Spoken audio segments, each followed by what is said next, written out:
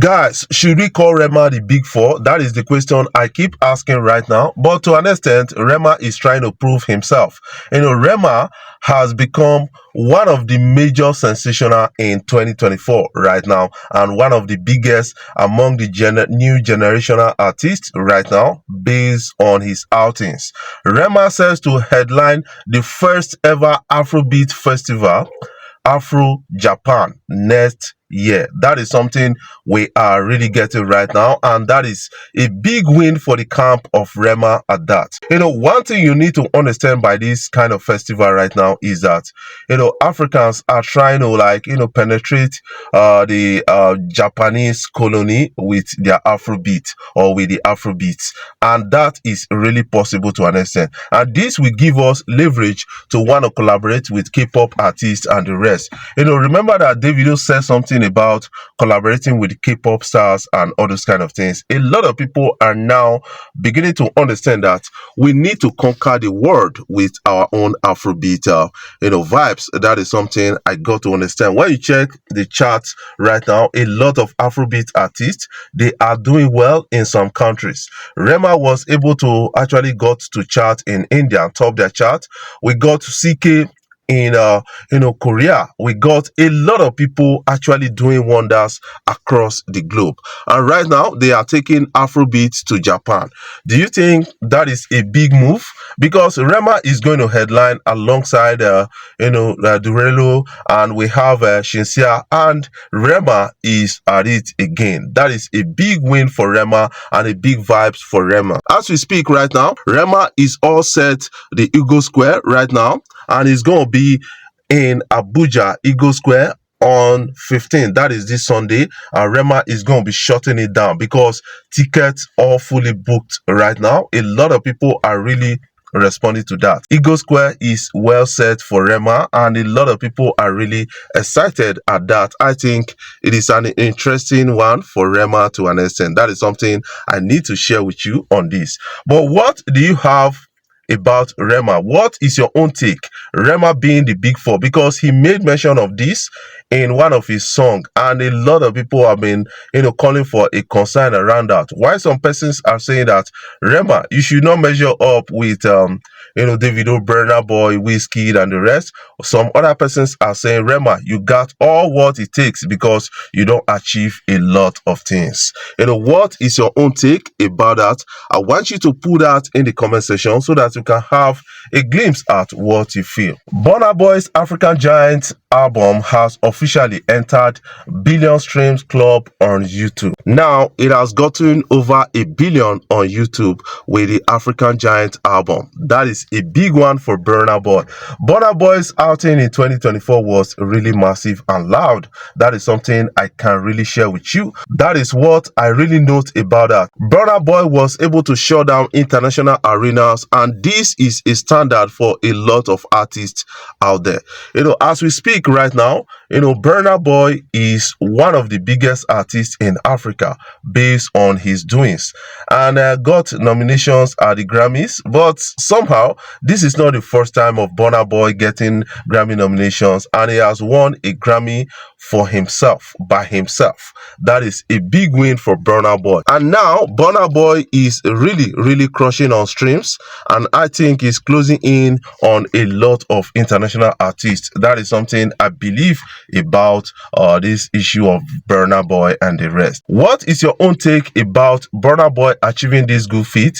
Even on Spotify, Burnaboy is one of the most streamed African artists on Spotify, and I need to really commend his management and his team for that, and thank God for his mom, who is the manager of Burnaboy. Afrobeat 2024, was there a global hit? That is the question a lot of people are really asking right now. Global hit, just like Essence, just like Last Last, If by Davido, just like Countdown by Rema, just like Unavailable, and a lot of people are really concerned about that and saying that, was there a global hit in 2024? I want you to put your own opinion in the comment section. We got some hits in 2024. Would you call them global? Ranging from that of Irasta, we got from Davido, we got from Whiskey, we got from a lot of people. Would you call those global hits? That is another question we need to answer ourselves. But the outing of Afrobeat in 2024 was really massive to an extent, and we have to commend the Afrobeat pioneers and the Afrobeat gatekeepers to an extent, and investors. The likes of Don Jazzy actually contributed in 2024 also in Afrobeat. The likes of Bosse Ogulu, Burnaboy's mom, I think we have to commend her because of the role she played in the outings of Burnaboy in 2024. We got the likes of Davido's manager, also they did well, and the likes of Jadapi also did well, managing Whiskey and being a wife at the same time. That is actually a big one, and a lot of people are really excited at that and saying that the likes of Whiskey, the likes of Don Jazzy, and a lot of others, they've actually worked well with Afrobeat Artiste in 2024. And we got Rema, who dropped an album in 2024 and got a Grammy nomination for it. We got Thames also dropping an album, getting 3 Grammy nominations for it. And that is really massive to an extent. And we have to commend this guy. But right now, some people are really concerned about global hits for 2024. Do we have a global hit yet for 2024? That is the question I am asking right now. I want you to put your own answer in the comment section because we need your own opinion on this kind of issue right now. What is your own take about the story? A lot of people are really dragging Dapper right now. That is quite disturbing to an extent. Coming in from Charlie Poppy, then Moise, and then Shei Vibes, and I think this is concerning to an extent. Let's have a glimpse of what they said, and remember that these guys have come out to actually cite transparency reasons, financial misappropriation and all those kind of things. Let's catch a glimpse. You know how to take you say you did one record label, from one record label, what's it really be the story? Is it that your what's it called now? The contract expired, so you move on, or while are they? The contract expired, but while I did now, everybody did on good terms, you understand? While I already did like that, I just did move on to the next phase of my life, you know. So everybody did on good terms, and you understand? No wahala, no problem. You sure? Yeah, no problem, no wahala. Now when you say you don't, where you did now for inside the matter? I did on top now, of course. On top where? On top. So simply put, you didn't sign on to any record label now. I did put some other records, yeah. I get artists too. I get Zeri, I get Tigger Boy, I get Ria, I get General, I get other artists too. Right here.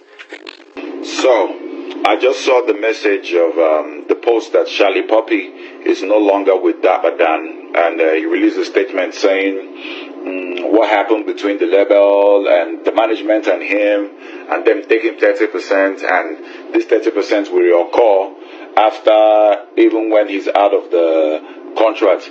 Artists, you need to learn how to read contracts before you sign them. If you don't understand it, get a legal counselor to help you to read these contracts. It is beyond making music and releasing. 2, this mentality of thinking that a management is working for you is false. A management is a company that is there doing their business with or without you. So what they're doing is you're in partnership with them. They are helping you attain more things. And they're also getting paid as a result of that. They have contacts, they have their things. So a lot of our artists, especially Afrobeat artists, has this mentality. When you're working with them, they will feel like, you are working for me. So I saw the letter that Charlie Poppy wrote, the press statement or press release, saying that working for me. Nobody is working for you. This has affected many artists with this mentality of working for me. Some artists like Madness Free, this is what made them go and become irrelevant. Earlier this year, some of them were relevant, but now they are nowhere to be found. So guys, read contracts, get people to understand the music business, because you see, this music business now is new. And a lot of Afrobeat artists are highly unintelligent. They don't agree read until they get into bad contracts. Or even sometimes they are the ones who don't even understand their contract and they default the contract. So I don't know the case between Charlie Poppy and Dapper, but man, make sure you read and you understand. That's all I'm going to say. Thank you. Before I jump off, I want to say thank you guys for watching our videos and thank you for the love so far. If you are new here, you can click the subscribe button below, the bell notification icon to always get notifications each time we upload our videos. I love you guys. Keep supporting Afrobeat blog across social media platforms.